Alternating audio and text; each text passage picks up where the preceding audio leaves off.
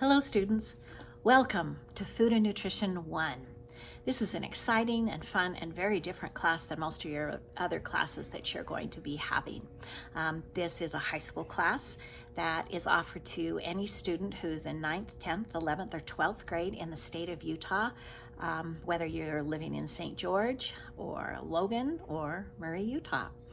It does count towards high school graduation. You have to have a certain number of CTE credits, Career Technology Education credits, when you graduate from high school, and this is going to help fulfill some of that requirement.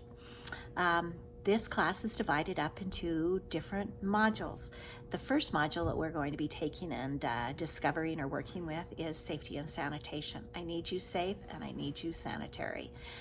We'll be working with what exceptions we make this year, especially with COVID, but most excitingly, we're going to qualify you for a food handler permit. The food handler permit is required by anybody who works in the food industry in the state of Utah. It doesn't matter whether it's Chick-fil-A or Rumpy Grill or Subway, or whether it's Brio's or the Cheesecake Factory.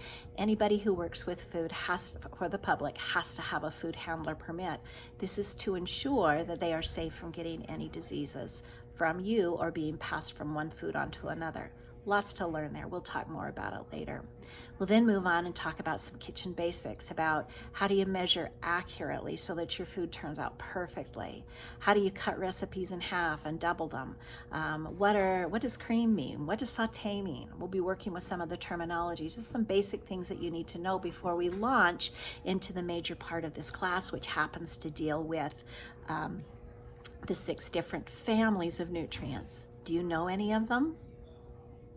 6 things that our bodies require in order to live, to thrive, to stay healthy. They are protein. You probably heard of protein. There's fats, there's vitamins, there's minerals, there's water, and carbohydrates rounds up the 6 of them. We'll be looking at the different subcategories within each one of them. We'll be discovering how to prepare foods to maintain their nutrient quality. How do you select foods to have the nutrients in them to begin with?